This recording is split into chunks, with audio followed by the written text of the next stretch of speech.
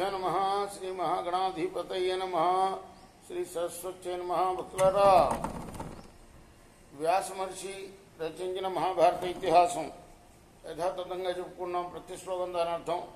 ఇందులో భాగంగా నిన్నటి వరకు ఆది సభారణ్య విరాట ఉద్యోగ భీష్మ ద్రోణ కర్ణ శల్య సౌప్తిక స్త్రీ పర్వాలనే 11 పర్వాలు పూర్తి చేశాం. 18 పర్వాల్లో 12వదైన శాంతి పర్వంలో కూడా మనం 173 అధ్యాయాలు పూర్తి చేసి 174వ అధ్యాయంలోని 40వ శ్లోకం వరకు చెప్పుకున్నాం. ఈరోజున 41వ శ్లోకం నుండి కొనసాగిద్దాం. కొనసాగించే ముందు వ్యాస భగవాను ప్రార్థన చేసుకుందాం. వ్యాసాయ విష్ణు రూపాయ వ్యాస రూపాయ విష్ణవే నమో వై బ్రహ్మనిదయే వాసిష్ఠాయ నమో నమః. నారాయణం నమస్కృత్య నరం చైవ నరోత్తమం దేవీం సరస్వతిం వ్యాసం తతో జయముదీరయే. అంజనానందరం వీరం జానకీ శోకనాశనం కపీశమంతారం వందే లంకాభీకరం. సదా నింబవృక్షస్య మూలాధివాసాత్ సుధాశ్రావిణం తిక్తమప్యప్రియంతం తరుంకల్పవృక్షాధికం సాధయంతం నమామీశ్వరం సద్గురుం సాయినాథం. సమర్థ గురు సాయినాథ్ మహారాజ్ కీ జై. బుద్ధిమంతం కృతప్రజ్ఞం శుశ్రూషు మనసూయకం దాంతం జితేంద్రియం చాపి శోకో న స్పృశతే నరం. బుద్ధిమంతుడై కృతప్రజ్ఞుడై సద్విషయాలను వినబోరుతూ అసూయను వీడి మనస్సును ఇంద్రియాలను నియంత్రించిన వానికి శోకం అనేది అంటదు. బుద్ధిమంతుడు అయి ఉండాలి, కృతజ్ఞత ఉండాలి.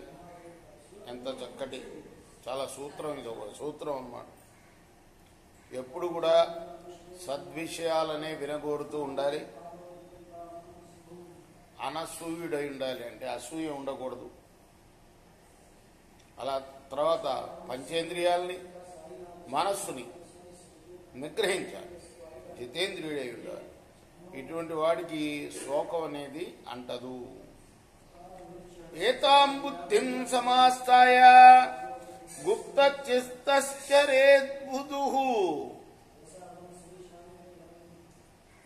ఏతాం బుద్ధిం సమాస్తాయ గుప్త చిత్తశ్చరేద్బుధః ఉదయాస్తమయజ్ఞం హి న శోకః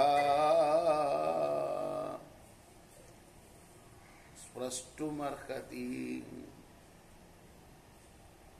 ఇటువంటి బుద్ధితోటి మనిషి తన మనస్సును అంతఃశత్రువుల నుండి కాపాడుకుంటూ చావు పుట్టుకల తత్వం గనక తెలుసుకుంటే వాడికి అసలు శోకమే ఉండదు. యన్నిమిత్తం భవే శోకః తాపో వా దుఃఖమేవ చ ఆయాసో వా యతో మూలం ఏకాంగమపి తచ్ఛేదేత్. శోకానికి గాని, తాపానికి గాని, దుఃఖానికి గాని, శ్రమకు గాని కారణమైనది తన శరీరంలోని ప్రధాన భాగమైనా సరే దాన్ని వదిలిపెట్టాలి. కించిదేవ మమత్వేన యథా భవతి కల్పితం తదేవ పరితాపార్థం సర్వం సంపద్యతే తథా. మనిషి ఏ పదార్థం మీదనైనా మమత్వ భావనను కల్పించుకుంటే అదంతా పరితాప కారణం అవుతుంది. యజ్జతి కామానాం తత్సుఖస్యాభిపూర్వతే. కామానుసారి పురుష కామానను వినశ్యతి. మనిషి ఒక్కొక్క కోరికను వదిలిపెడుతూ ఉంటే అదే సుఖాన్ని కలిగిస్తుంది మనిషికి. కోరికలను అనుసరించిన వాడు ఆ కోరికల వల్లనే నశిస్తాడు. యచ్చ కామ సుఖంలోకే యచ్చ దివ్యం మహత్సుఖం తృష్ణాక్షయ సుఖస్యేతే నార్హత షోడశీంకలాం.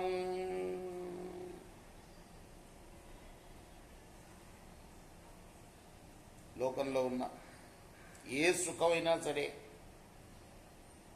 ఈ కోరికలను విడవటం అనే సుఖంతో సమానం కాదు. పూర్వ పూర్వదేహ కృతం కర్మ శుభం వా యది వా శుభం ప్రాజ్ఞం మూఢం తథా శూరం భజతే అదృశం కృతం. మనిషి పండితుడైనా మూర్ఖుడైనా శూరుడైనా పూర్వజన్మలో చేసిన శుభ అశుభ కర్మల్ని ఖచ్చితంగా అనుభవించవలసి వస్తుంది. ఏవమేవ కిలయితాని ప్రియాణ్యేవా ప్రియాణి చ జీవేషు పరివర్తంతే దుఃఖాని చ సుఖాని చ. ఈ రీతిగా ప్రియమైన అప్రియమైన దుఃఖమైన సుఖమైన క్రమంగా మాటి మాటికి కలుగుతూనే ఉంటాయి.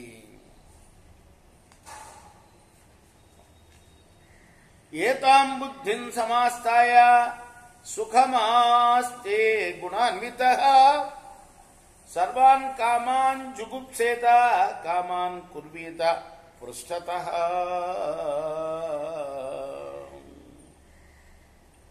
ఈ అవగాహన కలిగిన వాడు ఎప్పుడు కూడా సుఖంగానే ఉంటాడు.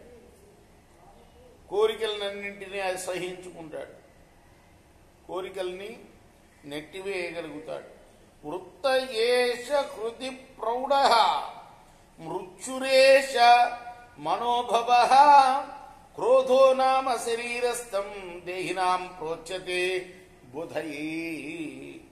మనస్సులో పుట్టిన కోరిక అది పెరుగుతూనే ఉంటుంది. ఇది చివరికి మృత్యు రూపాన్ని ధరిస్తుంది. తీరని కోరికయే ప్రాణుల శరీరంలో కోపంగా నిలిచి ఉంటుందని పండితులు అంటారు. యదా సంహరతే కామాన్ కూర్మోంగా నీవ సర్వశః తదాత్మజ్యోతిరాత్మాయాం ఆత్మన్యేవ ప్రపశ్యతి.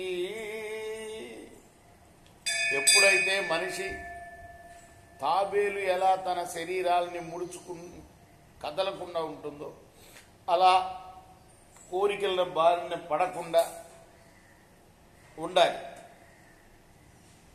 అప్పుడు స్వయం ప్రకాశ రూపుడైన పరమాత్మను సాక్షాత్కరింపజేసుకోగలుగుతాడు.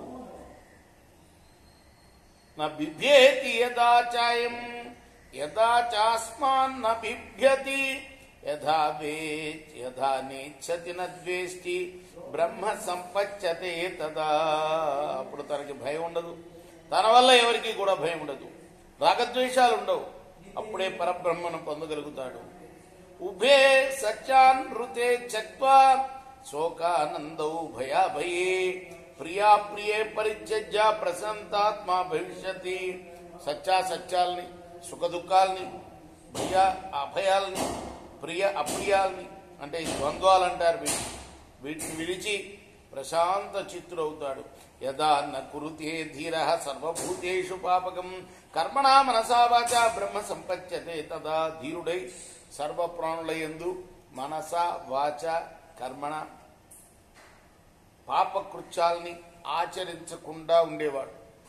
మనస్సుతో కూడా పాపాన్ని ఇతరుల పట్ల భావించకూడదు. అటువంటి వాడే పరబ్రహ్మని పొందుతాడు. యద్దుశ్చజా దుర్మతిభిః యాన జీర్యతి ధీర్యతః యోసౌ ప్రాణాంతికో రోగః తాం కృష్ణాం త్యజతః సుఖం.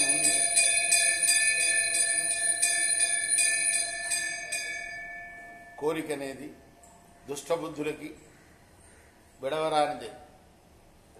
మనిషి నశించినా తాను నశించదు. అది అంటే మనిషి చనిపోయినా మళ్ళీ ఇంకో జన్మకు వాడి వెంట వస్తుంది. అది ప్రాణాంతకమైన రోగం. అందుకే దాన్ని విడిచిపెట్టిన వాడికే సుఖము. అత్ర పింగళయా గీతా గాథా శ్రూయంతి పార్థివా యథాసా కృచ్ఛకాలేపి లేభే ధర్మం సనాతనం. రాజా విషయంలో పింగళ చెప్పిన గీత ఒకటి వినిపిస్తుంది. ఆమె కష్టకాలంలో కూడా సనాతన ధర్మాన్ని పాలించింది. సంకేతే పింగళావ్యేస్య కాంతే నాసీత్ వివాకృత అధ కృచ్ఛకత శాంత బుద్ధిమా స్థాపయత్ తథా. ఒకనాడు ఈ పింగళ అనేది వేశ్య. ఈమె ఒక సంకేత స్థలంలో ప్రియుని కోసం ఎదురు చూస్తూ ఉంది. కానీ అతను రాలేదు. ఆ క్లిష్టకాలంలో కూడా ఆమె ప్రశాంత చిత్తంతో ఇలా ఆలోచించింది. ఉన్మత్తాహమనున్మత్తం కాంతమన్ వవసం చిరం అంతికే రమణం సంతం నయన మధ్యగమం పురా. నా ప్రియుడు చిరకాలం నుండి నా దగ్గరే ఉన్నాడు, నేను తనకు దగ్గరలోనే ఉన్నాను. అయినా ఆయన ఎప్పుడు కూడా ఇచ్చివాడు కాలేదు. నేను ఉన్మాదంతో ఇంతవరకు ఆయన్ని గుర్తించనే లేదు. ఏకస్తూణన్నవద్వారం అభిదాస్యామ్యగారకం కాహికాంత విహాయాంతం అయం కాంతేతి మంస్యతే. ఒకే స్తంభం నవద్వారాలు కల ఈ శరీర గ్రహాన్ని నేను ఈ రోజు నుంచి మూసేస్తాను. ఇక్కడికి వస్తున్న ఆ ప్రియుని గురించి తెలిసిన తర్వాత కూడా ఇతరుని ప్రియునిగా ఏ స్త్రీ భావిస్తుంది? అకామాం కామరూపేణ ధూర్తా నరక రూపిణ నా పూర్వంచైష్యంతి ప్రతిబుద్ధాస్మి జాగృమి. నేను ఇప్పుడు మేల్కొన్నాను, జాగరూకత వహించి ఉన్నాను, కోరికలను విడిచేశాను. కాబట్టి ఇప్పుడు నరక రూపులైన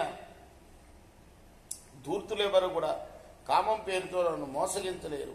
అనర్ధో హి భవేదర్థం దైవాత్ పూర్వకృతేన వా సంబుద్ధాహం నిరాకార నాహమజ్జాజితేంద్రియ. దైవికంగానో లేదా పూర్వజన్మ పుణ్యం వలనో అనర్థం అనేది కూడా సార్థకం అవుతుంది. ఇప్పుడు నేను నిరాశలో ఉండి మేల్కొన్నాను, ఇంద్రియాలను జయించగలిగాను. సుఖం నిరాశ స్వపతి నైరాశ్యం పరమం సుఖం అశామనాశం కృత్వా హి సుఖం స్వపిత పింగళ.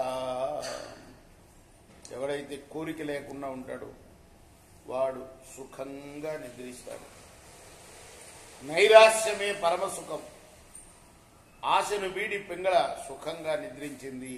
భీష్మవాజ ఏతైశ్చాన్యైశ్చ విప్రస్య ఏతుమద్భిః ప్రభాషితై పర్యవస్థాపితో రాజా సేనజిన్మముదే సుఖీ. భీష్ముడు అన్నాడు, ధర్మరాజా, బ్రాహ్మణుడు హేతుబద్ధంగా ఈ మాటల్ని మరెన్నో సుభాషితాల్ని చెప్పి ఆ శానజిత్ అనే రాజుని కుదుటపరిచాడయ్యా. ఆ శానజిత్ అనే రాజు కూడా సంతోషం పొందాడు, సుఖాన్ని పొందాడు. ఇది శ్రీ మహాభారతి శాంతి పర్వణి బ్రాహ్మణ సేనజిత్ సంవాద కథని 47-శతమోధ్యాయ వ్యాస మహర్షి రచించిన మహాభారత ఇతిహాసంలోని శాంతి పర్వంలోని 174వ అధ్యాయం. రేపు మనం 175వ అధ్యాయం చెప్పుకుందాం. కృష్ణార్పణమస్తు. సాయి కృష్ణార్పణమస్తు. స్వస్తి ప్రజాభ్య పరిపాలయంతాం న్యాయేన మార్గేణ మహిమహీషా. గో బ్రాహ్మణేభ్య శుభమస్తు నిత్యం. లోకా సమస్తా సుఖినో భవంతు. కృష్ణార్పణమస్తు. సాయి కృష్ణార్పణమస్తు.